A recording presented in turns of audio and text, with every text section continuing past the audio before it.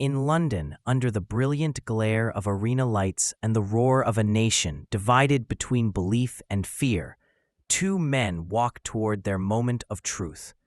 Gennady Golovkin, the unbeaten destroyer from Kazakhstan, entered first, face carved from stone, eyes cold with the confidence of a man who had run through an entire division without ever tasting the canvas. Known simply as Triple G, he carried with him the aura of inevitability, the reputation of a champion who didn't just win, he conquered. Across the ring stood Kell, the Special One Brook, England's unbeaten welterweight king, stepping up 2 full weight classes, daring to challenge one of the most feared punchers in modern boxing. He was younger, faster, and in the prime of his career, but against Golovkin, advantages meant little. Referee Marlon Wright gave his final instructions. Protect yourself at all times. Obey my commands. The fighters touched gloves, but respect quickly gave way to tension. This wasn't just a fight. It was a clash of belief systems. Could skill, timing, and heart overcome raw, devastating power? Could Brook do what so many before him had failed to do? Slow down, frustrate, and possibly dethrone the relentless Kazakh machine. As the bell rang for round 1, the entire arena inhaled at once. Golovkin came forward immediately, stalking, probing, testing distance with that heavy, piston-like jab. Brook circled, sharp, alert, feeling the pressure of a burden he willingly placed on his own shoulders. The stakes were more than belts. This was a fight for pride, legacy, and the right to stand among giants. The opening round set the tone for chaos and courage. Golovkin marched forward with the cold efficiency of a hunter, closing in on wounded prey. He dug viciously downstairs, hammering Brook with a brutal left to the liver that forced the Englishman back onto the ropes earlier than anyone wanted to see. Triple G's punches had the kind of weight that echoes through a fighter's bones, and Brook felt every ounce of it. But then, the unexpected happened. With his back against the ropes and the crowd holding its breath, Brook fired a sharp right hand, followed by a clean left hook, shots that forced Golovkin to nod, almost amused, yet undeniably surprised. Brook wasn't here to survive, he came to fight, and as the round progressed, he found moments of brilliance. A slicing uppercut snapped Golovkin's head back, drawing an eruption from the crowd. A mark formed under Golovkin's left eye, a rare sign that the Kazakh titan could indeed be touched. By round 2, Brook's confidence began to bloom. He fought off the ropes, stood his ground, and peppered Golovkin with combinations many thought he'd never be able to land. He jabbed, he pivoted, he countered, and for flashes at a time, he outboxed the unstoppable. The arena trembled with belief as Brook landed another crisp right, then an uppercut that sent shockwaves through the commentary booth. For a moment, the fight felt eerily competitive. Brook's hands flowed, his timing sharp, his heart unshakable. But with every success came danger. Golovkin's pressure never relented. He wasn't discouraged. He was studying, calculating, setting traps. And while Brook threw in stylish bursts, Golovkin's punches, though fewer, were thrown with destructive intent. Every exchange carried the threat of sudden disaster. Under the surface of Brook's early heroism, Golovkin's power simmered, waiting for the moment it would detonate. Round 3 became a battleground of bravery and brutality. Brook stood in the center of the ring and traded with a man no welterweight should ever trade with. He let his hands go. 3, 4 punch combinations that landed flush, drawing roars from an audience watching their hometown hero challenge physics itself. His uppercut once again found Golovkin's chin. A short right hand clipped the Kazakh. Another combination exploded through Golovkin's guard.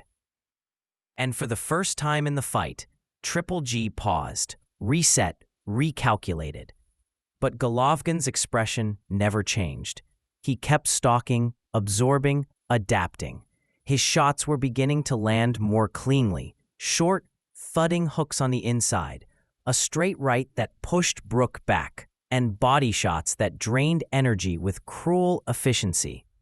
Brook's face began to swell, the bruising under his eye growing darker, his breathing heavier.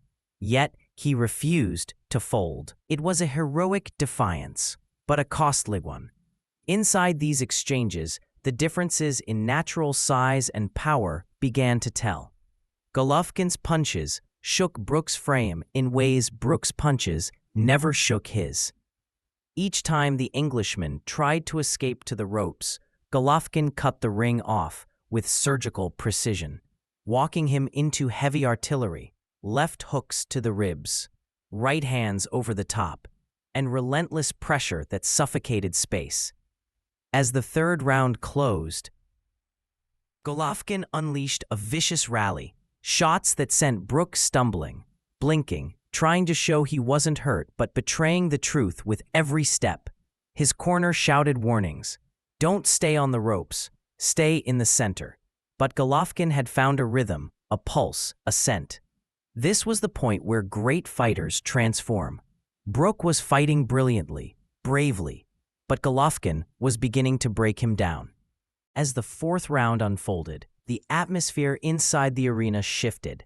What had begun as a daring challenge was turning into a test of survival. Brook still fought back with pride, landing jabs, firing combinations, trying to convince the world, and himself, that he could still turn this tide. But the signs of danger were everywhere. His right eye had begun to betray him, swelling, darkening, distorting his vision. He blinked repeatedly after absorbing another Golovkin right hand, trying to clear the fog. Triple G sensed it instantly. He stepped forward with renewed purpose, ripping hooks to the body, forcing Brook back into the ropes again and again. Brook responded with defiance, arms spread at one point, gesturing as if Golovkin wasn't hurting him. But bravado couldn't hide the reality. Every Golovkin shot was doing visible damage. The Kazakh champion wasn't wild, he was precise. Every punch was a message, every step forward a declaration. You cannot stop this. Brook's heart was enormous, his will unshakable, but his body was beginning to fail him. His corner saw what the crowd couldn't. The subtle flinches, the delayed reactions, the swelling that threatened the safety of his eye. Golovkin's punches were now coming in heavier bursts. A brutal left hook, a hammering right hand, another digging body shot that folded Brook momentarily. The crowd roared as Brook fought back, refusing to break, firing combinations, walking through shots no welterweight should ever walk through. But the momentum had shifted irreversibly. Golovkin pressed forward with controlled fury, no longer amused, no longer studying.